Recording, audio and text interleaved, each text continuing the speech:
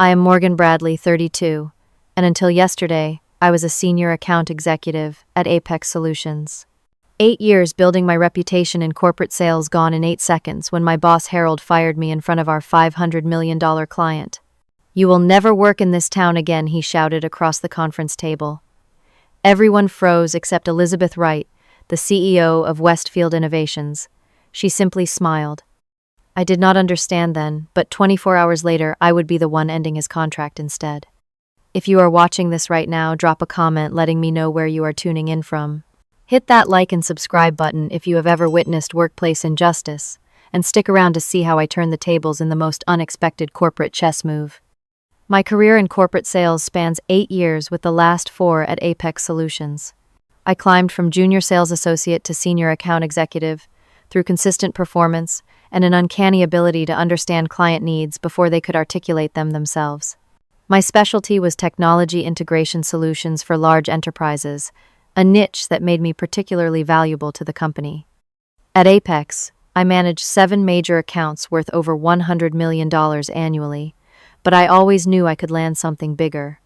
Harold Peterson became my direct supervisor 18 months ago, when our previous department head retired. From the beginning, our relationship was strained. Harold was the type of executive who seemed more concerned with appearances than actual results. He had a habit of inserting himself into final client meetings to take credit for work his team had done. Initially, I wrote it off as typical corporate politics, but as time passed, I noticed a pattern. Women on our team saw their ideas appropriated in meetings while male colleagues received mentorship and public praise. "It is nothing personal, just business," Harold would say whenever he sidelined someone. This phrase became his shield against accountability. Standing 5 feet 11 inches, with meticulously styled silver hair and custom suits, Harold cultivated an image of success that impressed the board members but intimidated his subordinates. The Westfield Innovations opportunity came through a connection I had nurtured for years. Elizabeth Wright, their CEO, and I had met at various industry conferences and maintained professional contact. When Westfield began looking for a new integration partner for their global expansion, Elizabeth specifically requested a meeting with me. "Morgan, your understanding of our infrastructure needs has always impressed me," she said during our initial call. "I want someone who gets our vision handling this transition." The potential contract was valued at $500 million, over 5 years easily the largest in Apex history. Successfully landing Westfield would mean everything to our company, which had been struggling to break into the upper echelon of enterprise solutions providers. For me personally, it would solidify my position for a directorship. When I shared the news with Harold, his initial reaction was disbelief, followed by immediate interference. "I will handle the primary communication with Westfield from now on," he declared, despite having no previous relationship with their team. Over the next 3 months, I built the proposal from the ground up, working 16-hour days to customize our offering to Westfield-specific requirements. I assembled a team of our best engineers and financial analysts to create an implementation plan that would save Westfield millions while improving their operational efficiency. As the proposal took shape, I noticed Harold becoming increasingly intrusive. He began scheduling meetings with my team without including me, requested all my presentation materials for review, and started copying himself on all client communications. During our internal meetings, he would question my approach in front of colleagues, creating an atmosphere of doubt. "Are we sure Morgan has the experience to handle something this size?" he asked our director of operations loud enough for everyone to hear. The office politics intensified when quarterly recognitions were announced, and I received a special mention from our CEO for bringing Westfield to the table. Harold sat stone-faced through the applause. Later that day, he reassigned 2 key members of my project team to other accounts without consultation. Despite these challenges, I maintained a professional relationship with Elizabeth and her team. Our preliminary meetings went exceptionally well with Elizabeth, specifically commenting on how thoroughly we had addressed their concerns. "This is exactly why I wanted to work with you, Morgan," she said after one particularly productive session. "You listen first, then solve." As the final presentation approached, I had support from several colleagues who recognized what was happening. Jennifer Marshall, our HR director, pulled me aside after witnessing one of Harold's confrontational encounters. "Document everything," she whispered. "This pattern is concerning." Sophia Bennett from marketing became a close ally, helping me prepare materials after hours to avoid Harold's scrutiny. Daniel Foster in finance ensured my numbers were bulletproof, knowing Harold would look for any weakness. The company culture at Apex had always favored aggression over collaboration, with only 2 women in leadership positions, despite a relatively diverse workforce. The executive floor was jokingly referred to as the boys' club, and women who pushed back against the status quo rarely lasted long. I had survived by producing undeniable results, but I sensed that my success with Westfield was pushing Harold insecurity to the breaking point. The night before the final presentation, I received an email from Harold moving our pre-meeting from 9 a.m. to 8 a.m. without explanation. When I arrived early, prepared to discuss last-minute details, his assistant informed me that he was unavailable and that I should proceed with setup on my own. It felt deliberate, but I focused on ensuring everything was perfect for Elizabeth and her team. Little did I know that this presentation would become the most pivotal moment of my career, though not in the way I had anticipated. The morning of the presentation arrived with that peculiar mix of excitement and anxiety that accompanies any high-stakes meeting. I had prepared, meticulously rehearsing my delivery until the words flowed naturally. My navy blue suit was pressed, my presentation materials organized in leather portfolios, with the Westfield logo embossed alongside Apex. Even my emergency backup flash drive was updated with the latest numbers, a precaution that had saved me more than once in my career. I arrived at the office 2 hours early to ensure the conference room was properly arranged. The catering had been ordered to accommodate Elizabeth. Note that her team preferred healthy options.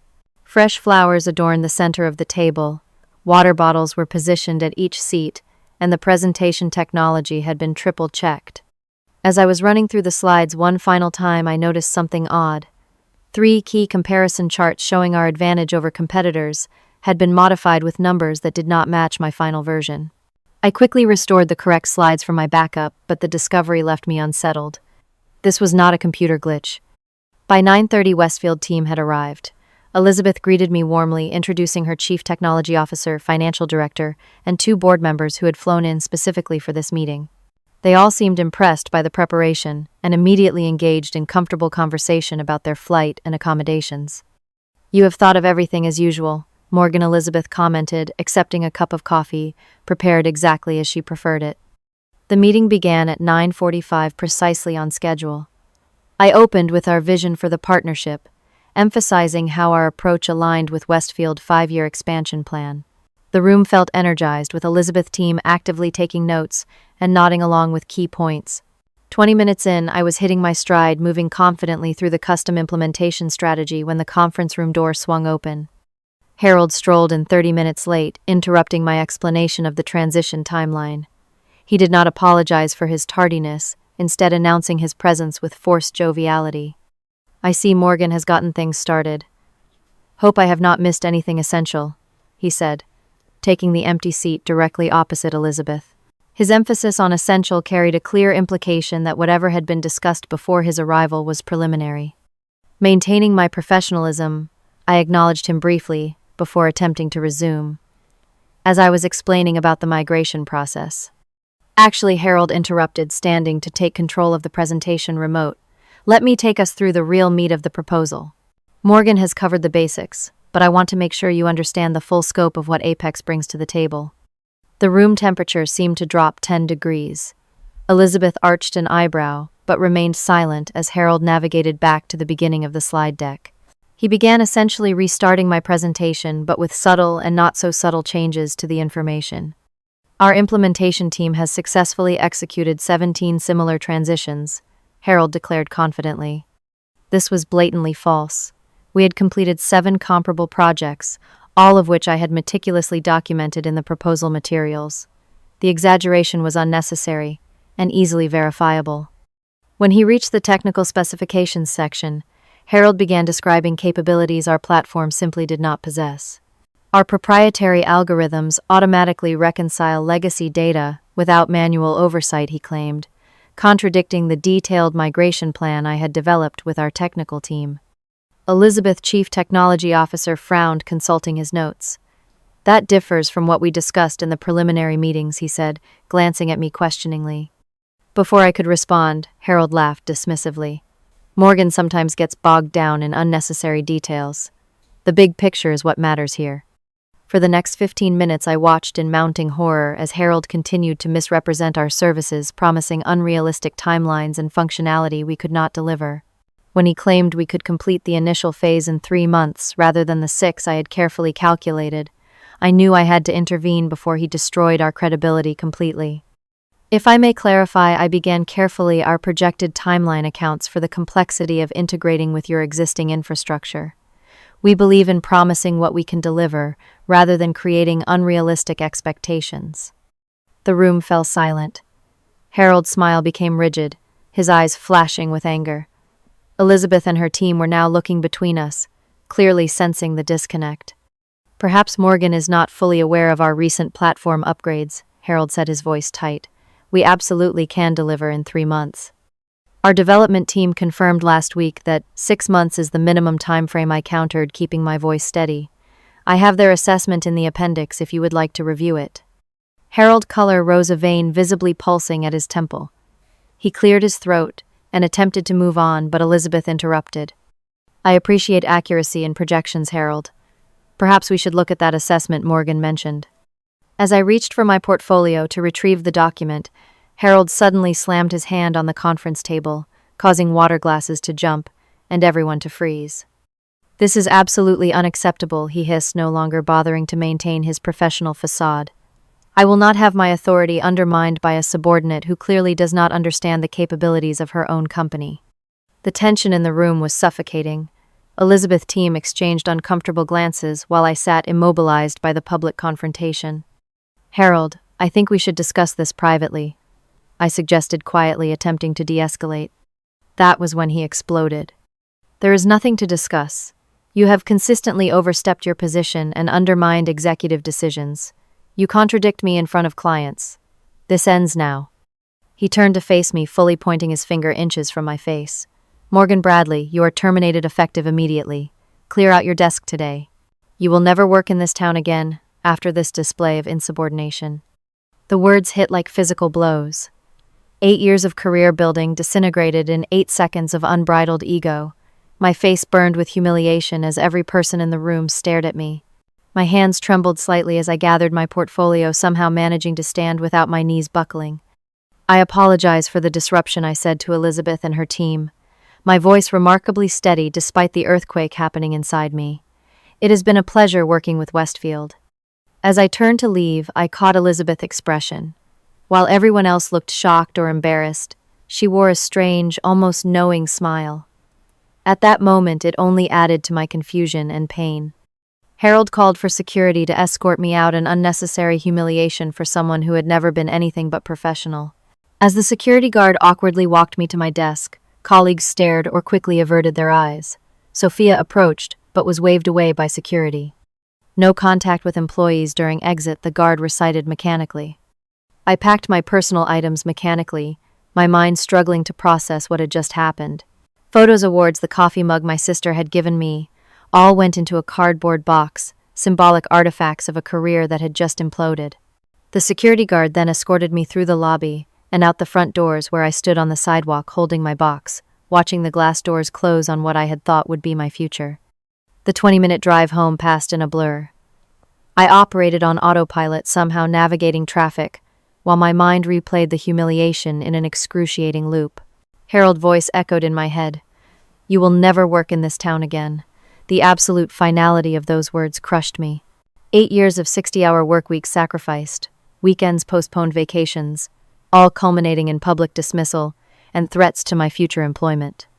I entered my apartment and set the box of office belongings on the kitchen counter before collapsing onto my sofa. The shock was giving way to waves of panic. How would I pay my mortgage? What would I tell my parents, who had always been so proud of my corporate success? How could I explain a termination to future employers? The questions swirled like a tornado, each one amplifying my anxiety. My phone had been buzzing consistently since I left the building, but I had ignored it, unable to face anyone's pity or questions. Finally, after an hour of staring blankly at my ceiling, I checked the notifications. 12 text messages from Sophia, 3 from Daniel in finance, and 2 from Jennifer in HR. There were also several missed calls, including one from a number I did not recognize.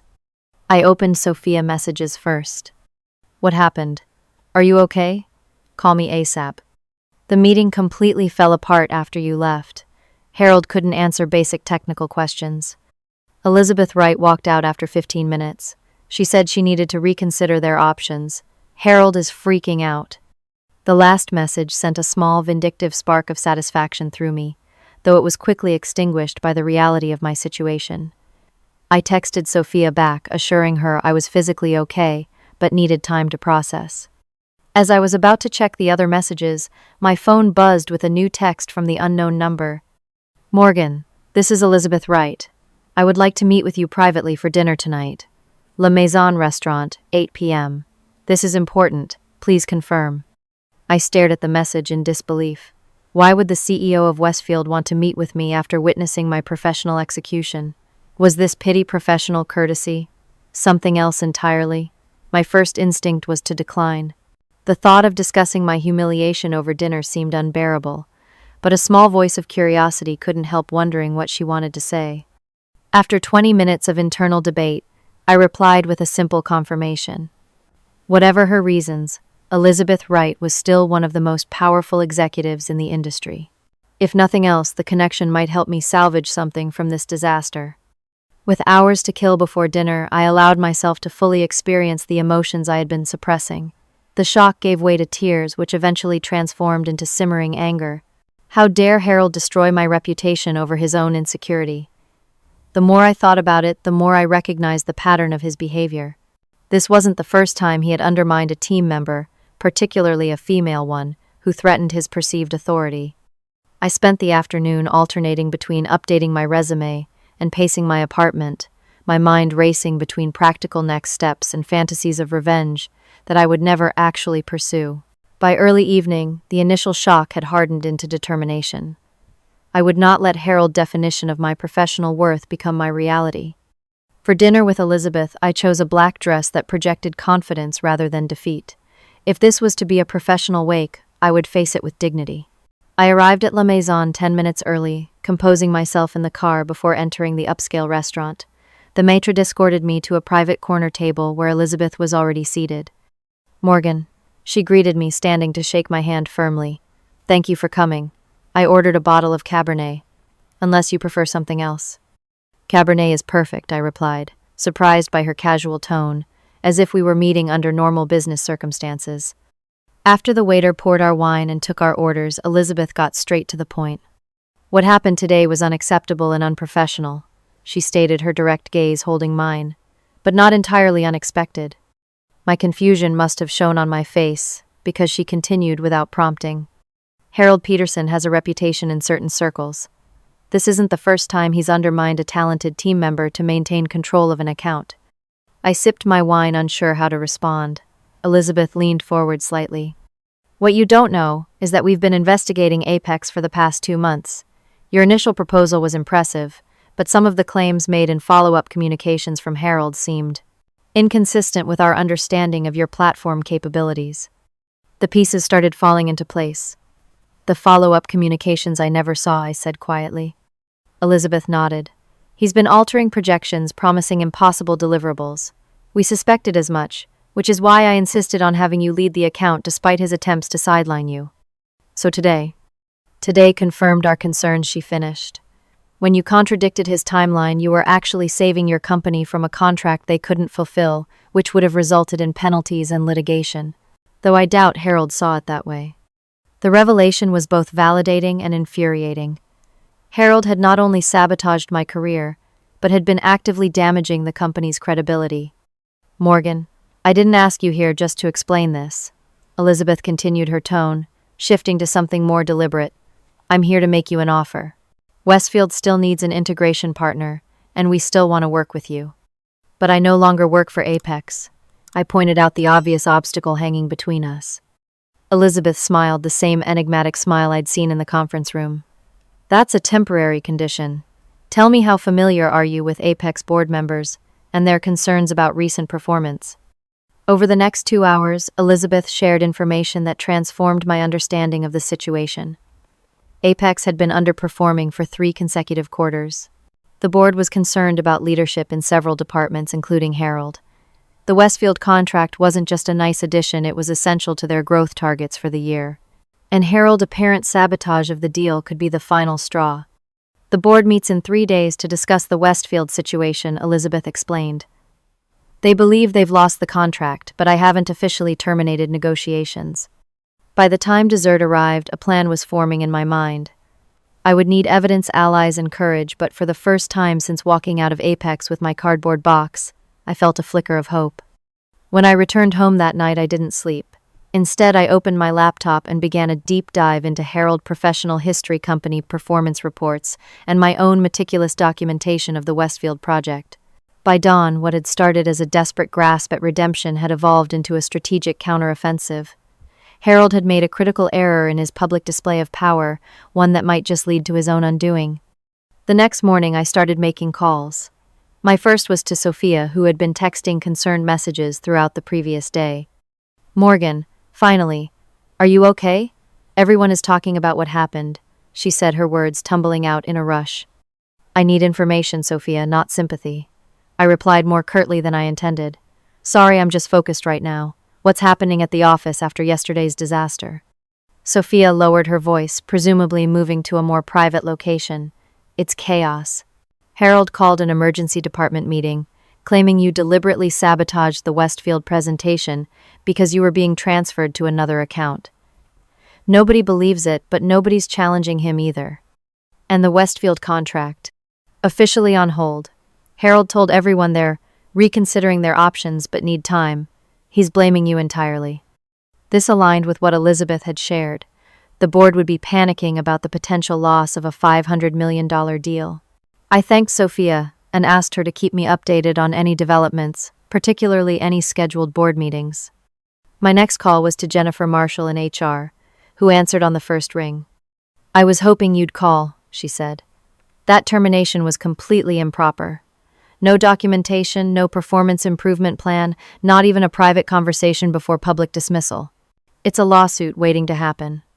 "I'm not interested in a lawsuit," I said. "I'm interested in the truth. Has Harold done this before?"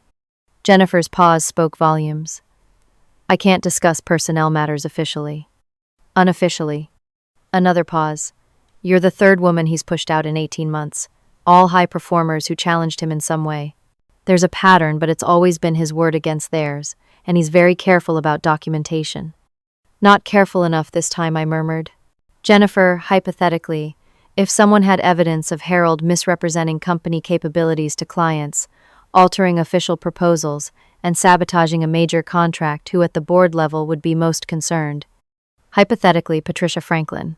She's been vocal about ethical leadership since she joined the board last year, and she's been asking questions about department turnover rates." That was exactly the information I needed. After thanking Jennifer, I made a note to research Patricia Franklin background and contact information. My phone rang almost immediately after I hung up. It was Daniel from finance. "Tell me you're planning a counterattack," he said without preamble. "Because what happened yesterday was straight-up corporate murder."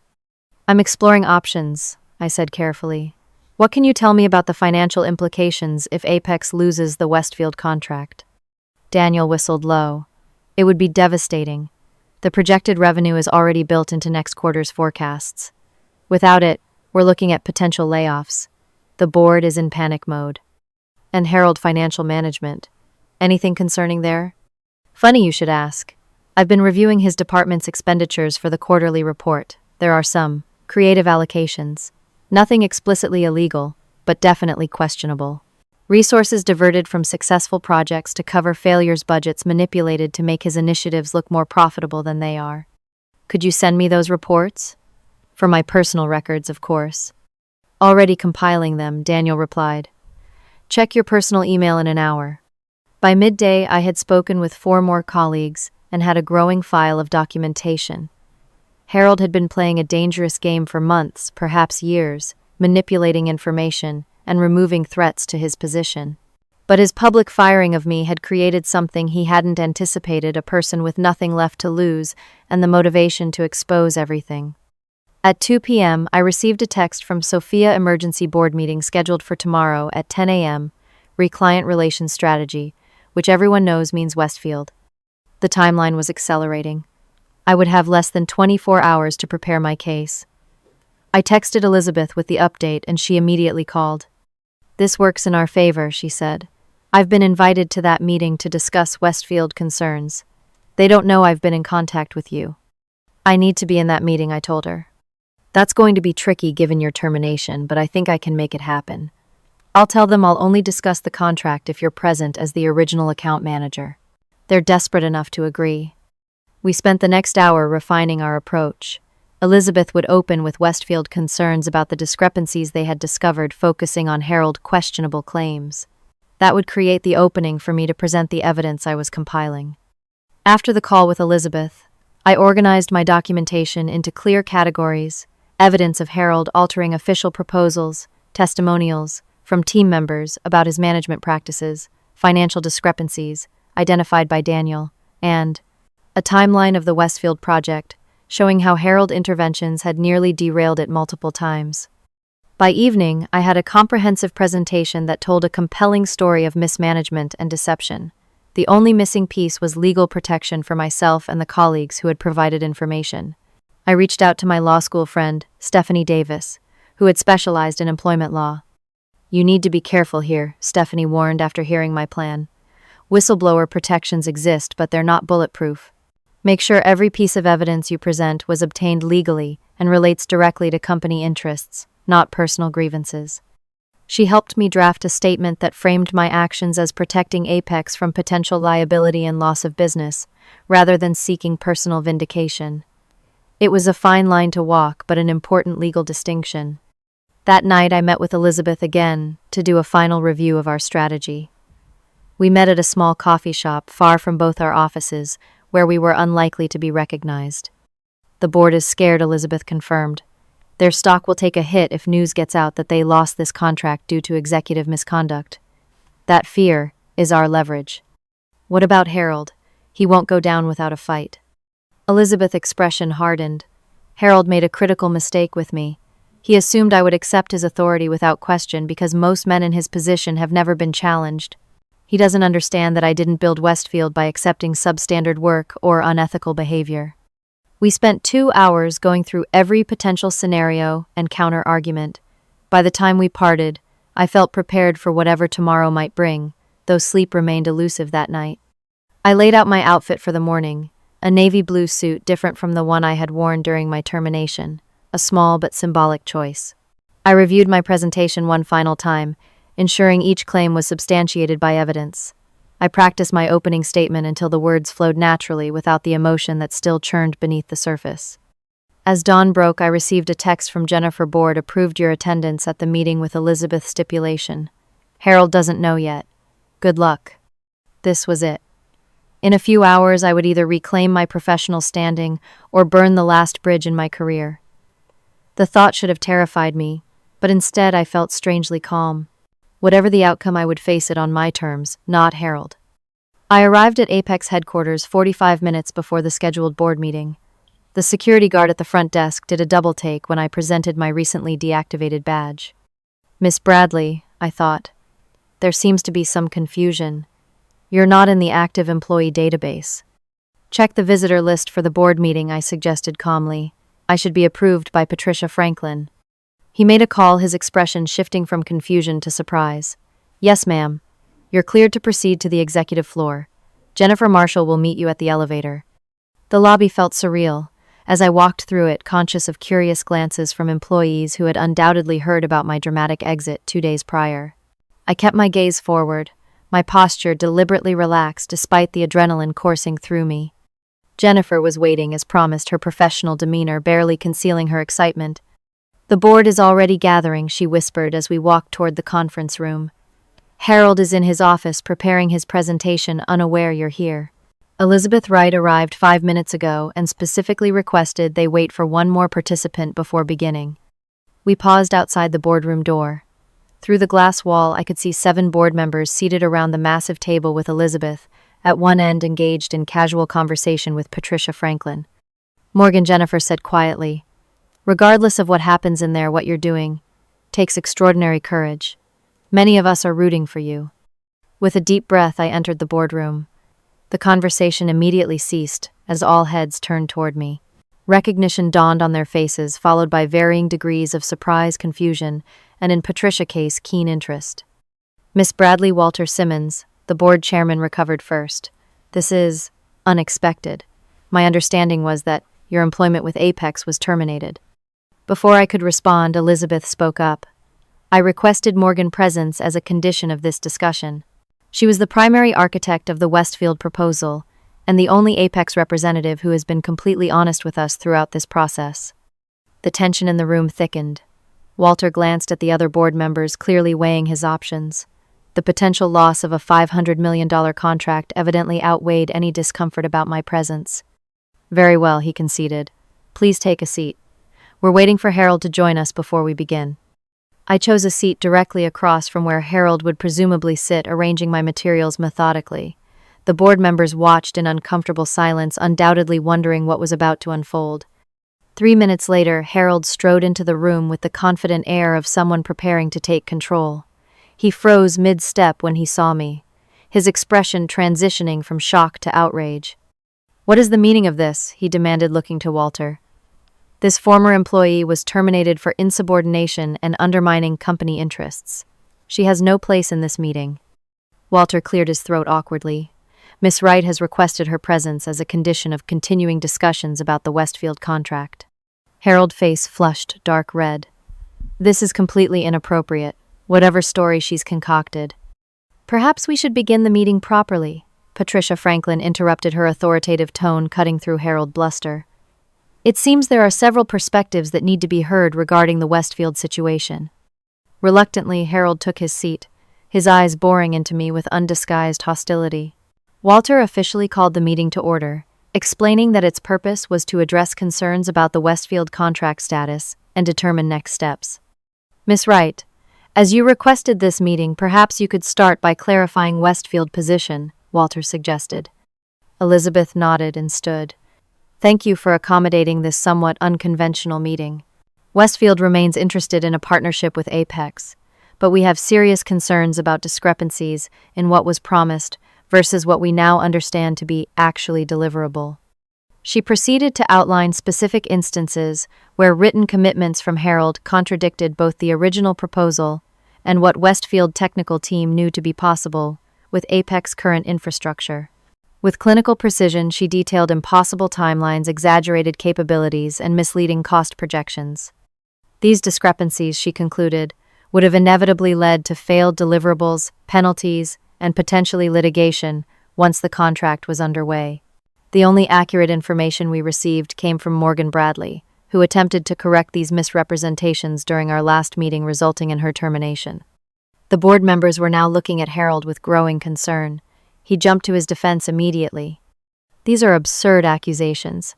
Miss Bradley clearly has poisoned the well out of spite after being terminated for performance issues.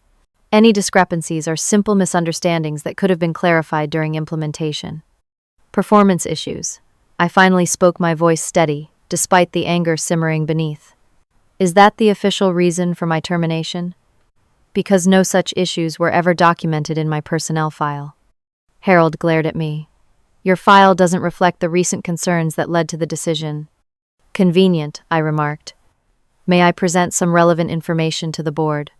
Walter nodded cautiously, and I distributed copies of my prepared materials while loading my presentation on the conference room display. "What I'm providing you is evidence of a pattern of misrepresentation and manipulation that has jeopardized not only the Westfield contract, but potentially Apex reputation and financial stability." For the next 20 minutes, I methodically presented my case, starting with documented instances where Harold had altered official proposals without team approval, including side-by-side comparisons of original and modified documents. I showed email threads where team concerns about unrealistic promises were dismissed, and presented the financial analysis Daniel had provided, showing resource misallocation.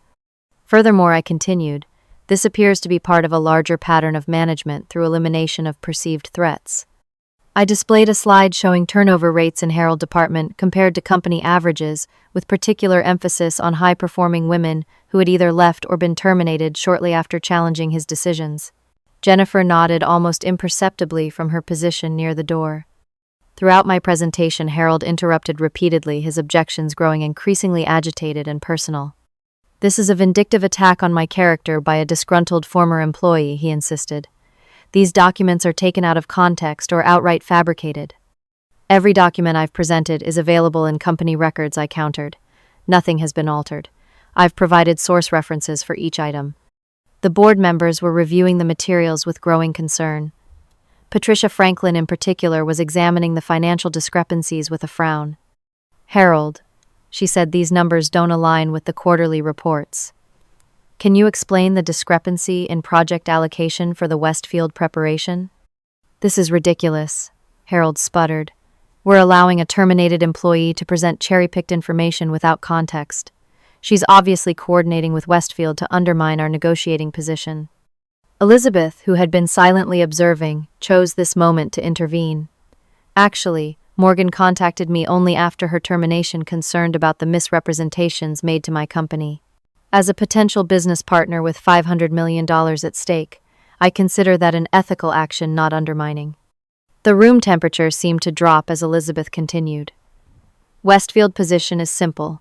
We will not move forward with Apex under the current leadership structure. We have zero confidence in Mr. Peterson's ability to deliver what was promised, and significant concerns about his business ethics based on our interactions." Harold's face had progressed from red to nearly purple. "This is a coordinated character assassination. She's turned a client against us because of a personal vendetta." "Harold," Walter said wearily, "please control yourself. These accusations are serious and merit investigation, regardless of how they came to light." "Investigation? You can't possibly be taking this seriously." Harold's voice had risen to a near shout. "She was fired for cause. She has no standing here."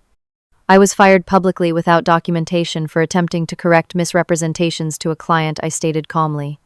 "That's not cause, that's retaliation. You undermined me in front of a client. I prevented Apex from making promises it couldn't keep, which would have resulted in contract penalties and litigation." Harold slammed his hand on the table. "This is outrageous. I've led this department successfully for years. I brought in millions in revenue while she was still learning the basics." His composure was crumbling visibly now, his previous facade of professional authority dissolving into raw defensive anger. The board members exchanged uncomfortable glances as his tirade continued, growing increasingly personal and less coherent. Patricia Franklin finally cut him off. "That's enough, Harold. This display is not helping your position." Elizabeth stood again, her presence commanding attention. "The board needs to understand Westfield's position clearly. We came to Apex because of Morgan Bradley's expertise and integrity. We will only proceed with this contract if she is our primary point of contact with authority to ensure deliverables match promises. Without that assurance, we will be forced to pursue other options, which would be disappointing after the considerable time invested."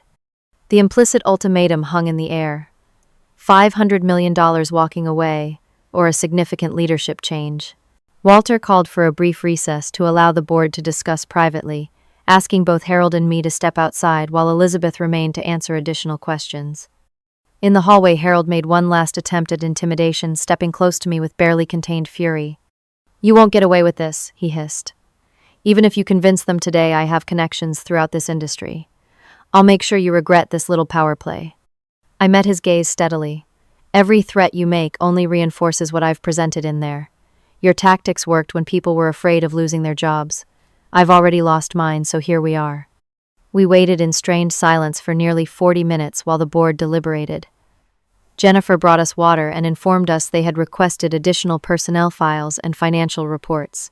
The fact that they were investigating rather than dismissing the allegations outright gave me hope. Finally, Walter's secretary appeared to escort us back into the boardroom.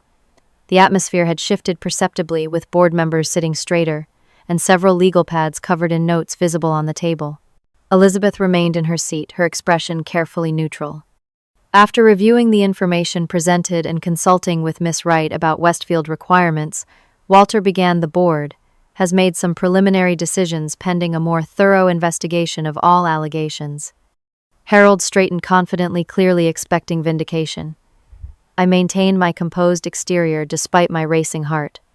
"Harold Peterson will be placed on administrative leave effective immediately, while we investigate the financial and ethical concerns raised today." The announcement hit Harold like a physical blow. "This is a mistake," he started, but Walter held up his hand. "The decision is made. Jennifer will escort you to collect your personal items. Your company accounts will be suspended during the investigation." As the reality of the situation dawned on him, Harold's facade finally cracked completely. "You can't do this. 20 years with this company, and you're taking her word over mine. This is insanity." 2 security guards appeared at the door, a humiliating echo of my own exit 2 days earlier. As they led a still protesting Harold away, the symmetry was not lost on anyone in the room.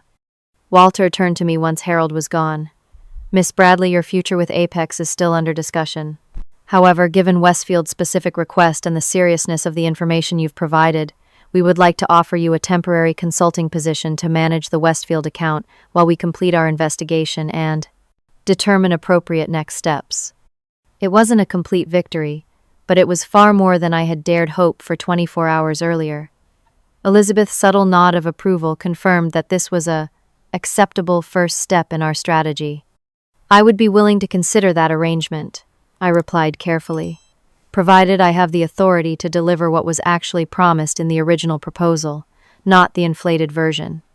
"That seems reasonable," Patricia Franklin interjected.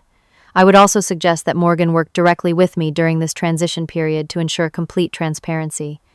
As the meeting concluded, I maintained my professional demeanor, but inside a wave of vindication washed through me. Walking out of the boardroom, I caught Jennifer's eye, and she gave me a subtle thumbs up. The battle wasn't over, but the tide had definitely turned. The 48 hours following the board meeting passed in a whirlwind of activity. I was reinstated with a temporary title of Strategic Client Liaison, reporting directly to Patricia Franklin, effectively bypassing the normal departmental structure. My first task was to restore the Westfield proposal to its original accurate form and develop a realistic implementation plan. Working from a small conference room that had been reassigned as my temporary office, I spent the first day rebuilding the team that had been scattered after my termination. Sophia was immediately brought back to the Westfield project, along with the technical specialists who understood the true capabilities of our platform. Daniel from finance was assigned to work with us directly, ensuring complete transparency in all projections and resource allocations. Harold collected his personal items under security supervision the same afternoon of the board meeting. As he was being escorted to the lobby, he made a point of stopping by my temporary office security guards trailing uncomfortably behind him. "This isn't over," he said, his voice low but intense. "I've already spoken to my attorney about defamation. You've destroyed a 20-year career with your lies." I met his gaze calmly. Everything I presented was documented and verifiable. Truth is an absolute defense against defamation, Harold. His face contorted with barely contained rage. "You think you're so clever. I built this department. They'll realize their mistake when everything falls apart without me." "Then I suppose we'll find out," I replied evenly. "Good luck with your next opportunity." The security guards, clearly uncomfortable with the exchange, finally urged him to continue toward the exit. As he disappeared down the hallway, I released a breath I hadn't realized I was holding. Despite my outward composure, the confrontation had rattled me. Harold still had connections throughout the industry, and his vindictiveness was a legitimate concern. Later that afternoon, Walter Simmons requested a private meeting in his office. The board chairman had been notably reserved during the emergency meeting, and I was unsure where he stood regarding my future with the company. "Morgan," he began, once I was seated across from his imposing desk, "I want to speak candidly about what transpired. The board was blindsided by both the situation with Westfield and the evidence you presented regarding Harold management practices. I understand it was unorthodox," I acknowledged. He leaned forward slightly. "What concerns me is not the unorthodox nature, but the fact that these issues progressed so far without our awareness. It represents a significant failure in our oversight and internal reporting systems." This was not the direction I had expected the conversation to take. Rather than focusing on my actions, Walter was acknowledging a systemic problem. "The preliminary investigation has already uncovered additional concerns beyond what you presented," he continued. "Our audit team is finding patterns of resource misallocation and selective reporting that potentially affected multiple client relationships." "I'm not surprised," I said carefully. The culture in our department discouraged raising concerns that contradicted Harold's narrative. Walter nodded grimly. "That's precisely the issue. And it raises the question, How do we prevent this from happening again? We spent the next hour discussing structural changes that might create more transparency and accountability. I suggested anonymous feedback channels for employees to report concerns without fear of retaliation, a regular client satisfaction surveys conducted by neutral third parties, and rotating leadership reviews from cross-departmental teams. These are excellent suggestions, Walter said, as our meeting concluded. I'd like you to work with Patricia to develop a formal proposal for these changes. And Morgan, I want to personally apologize for what you experienced. The company failed you, and that's on us as leadership. His sincerity was unexpected and affecting. As I left his office, I felt a shift in my perspective. What had begun as a personal quest for vindication was evolving into an opportunity for meaningful organizational change. The next morning, I received an email from HR requesting a meeting to discuss my permanent position within the company. Jennifer greeted me with a broad smile when I arrived at her office. The board has been in discussions about your role, she explained. They're impressed with how quickly you've reorganized the Westfield project and the positive feedback from Elizabeth Wright. I'm just doing what should have been done from the beginning, I said. Exactly, Jennifer agreed. And that's precisely why they've made this decision. She slid a document across the desk.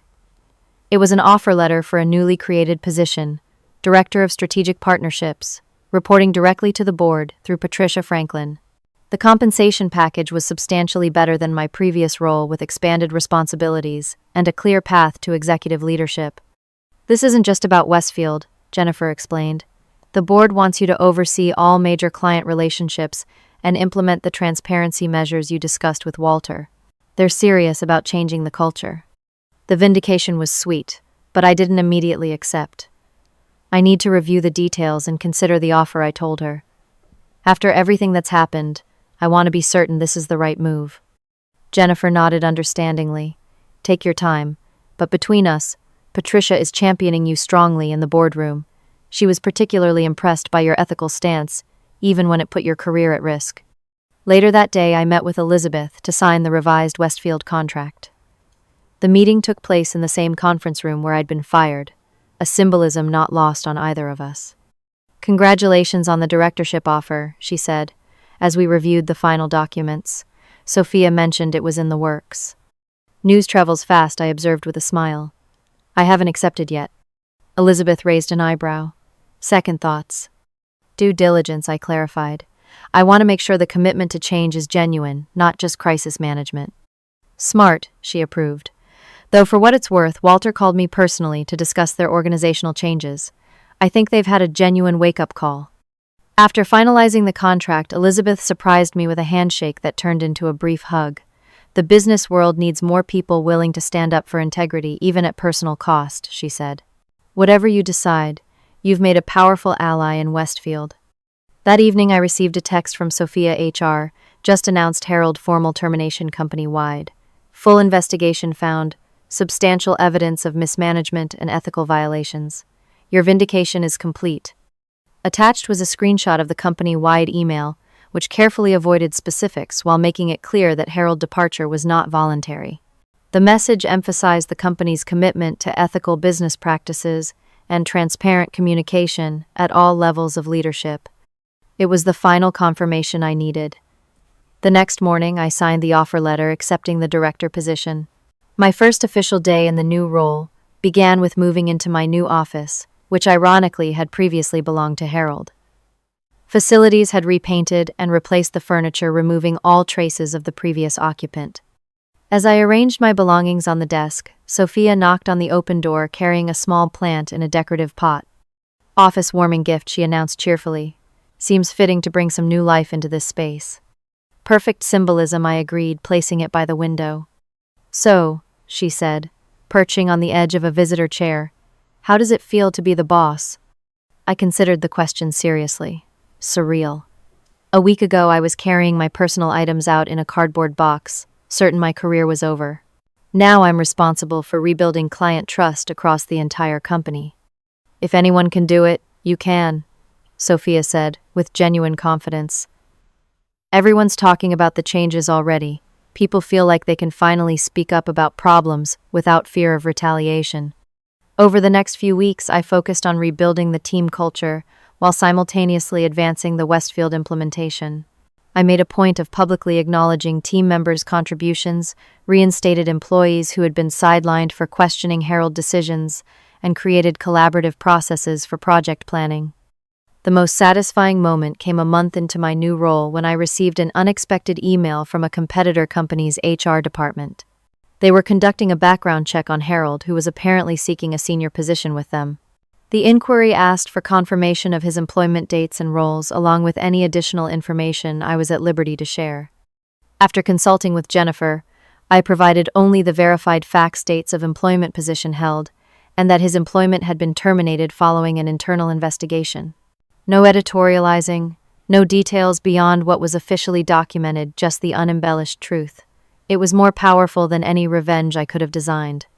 3 days later, I heard through industry contacts that Harold's offer had been rescinded. He subsequently applied to 3 other companies in our sector, with similar results. His reputation was following him not through any action on my part, but as a natural consequence of his own behavior. 6 weeks after my promotion, we held a formal launch meeting with the Westfield implementation team. Elizabeth brought her full executive team, and Walter attended representing our board. The atmosphere was collaborative and optimistic, a stark contrast to the tension-filled meeting that had resulted in my firing.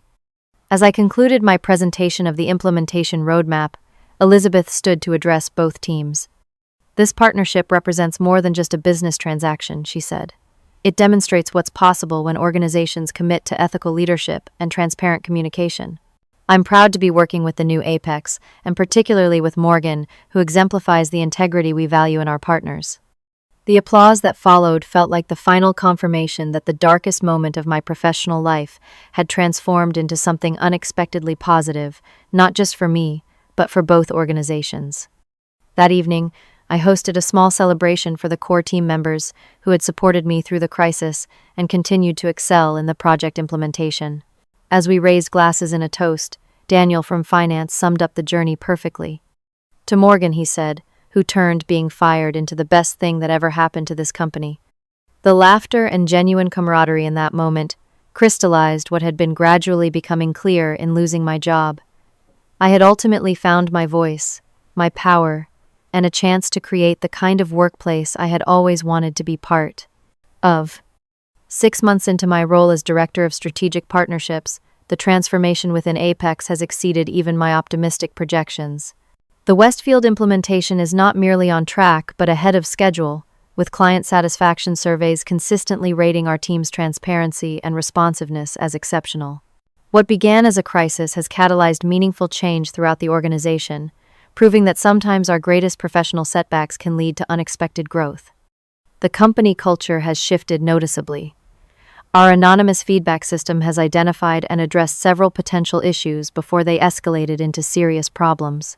Team members speak up more freely during meetings, knowing that challenging ideas is viewed as contribution rather than insubordination.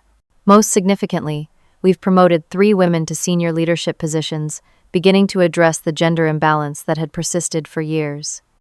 On a personal level, the journey from humiliated former employee to director has been both challenging and profoundly educational. The public firing that once seemed like the end of my career became instead a pivotal moment of liberation, forcing me to confront not only Harold's toxic leadership, but also my own complicity in tolerating a dysfunctional system for too long. The healing process began with reclaiming my professional identity. During those first weeks in my new position, I struggled with lingering insecurity, half expecting someone to burst into my office and announce that a mistake had been made, that I didn't belong in leadership. Each successful decision and positive client interaction gradually rebuilt my confidence, but the emotional scars of public humiliation took longer to fade than the professional ones. Sophia noticed my hesitation during early executive meetings. "You belong at that table," she reassured me, after I had minimized my contributions during a strategy session. "Stop making yourself small. That's what Harold trained you to do, and you don't work for him anymore." Her observation was uncomfortably accurate. Without realizing it, I had internalized certain defensive behaviors developing under Harold leadership, speaking less assertively in meetings, and prefacing ideas with qualifiers to avoid triggering his ego. Recognizing and unlearning these habits became an essential part of my professional recovery. Elizabeth Wright has become both a valued client and personal mentor. Our monthly strategy meetings often extend into dinner conversations, where she shares insights from her own journey navigating male-dominated industries. Her perspective has been invaluable as I develop my leadership style, one that emphasizes collaboration without sacrificing authority. The strongest leaders I know, she told me during one such dinner, aren't concerned with appearing strong. They're focused on building strong teams and making good decisions. The respect follows naturally. Perhaps the most unexpected development has been reconnecting with former colleagues who left or were pushed out during Harold's tenure. After hearing about the changes at Apex, Teresa Martinez, a brilliant client strategist who had resigned after repeated conflicts with Harold, reached out to explore returning. She now leads our emerging technologies division, bringing back clients who had followed her to her new company. "I never thought I would come back," she admitted during her first week. "But what you're building here is worth being part of." The ripple effects of Harold's departure and the subsequent restructuring extended beyond our company. 3 other firms in our industry have initiated similar reviews of their management practices, prompted partly by our publicly improved performance and partly by concerns about their own vulnerability to the same problems. Patricia Franklin was invited to speak at an industry conference about ethical leadership and organizational transparency, using our transformation as a case study while carefully anonymizing the more sensitive details. Not everything has been smooth. Harold did file a defamation lawsuit as threatened, though it was quickly dismissed when our attorneys presented the documented evidence of his misconduct. The legal proceedings were stressful reopening wounds, just as they were beginning to heal, but the definitive dismissal provided a form of closure that might otherwise have remained elusive. I've also had to navigate the complex dynamics of leading former peers. Some team members who had allied themselves closely with Harold initially viewed me with suspicion, concerned about potential retribution. I made a point of evaluating everyone based on current performance rather than past allegiances, which gradually earned their trust. Others went to the opposite extreme, expecting special treatment for having supported me during the crisis. Finding the balance between gratitude and maintaining professional standards required delicate conversations about separating personal loyalty from organizational needs. The lessons from this experience continue to shape my approach to leadership and life. I've learned to trust my instincts when something feels ethically questionable rather than deferring to authority or conventional wisdom. Documentation has become second nature, not from paranoia, but from understanding that transparency requires verifiable facts.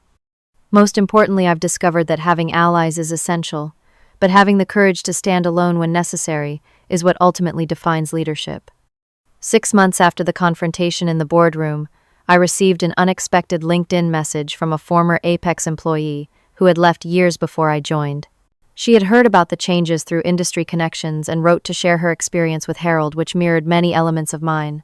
"I just wanted you to know," she concluded, "that what happened to you happened to others before, but you were the one who finally stopped the cycle. Thank you for that." Her message crystallized something I had been feeling but couldn't articulate. This journey had never been solely about personal vindication. It was about breaking a pattern that had affected many careers and would have continued affecting more if left unchallenged.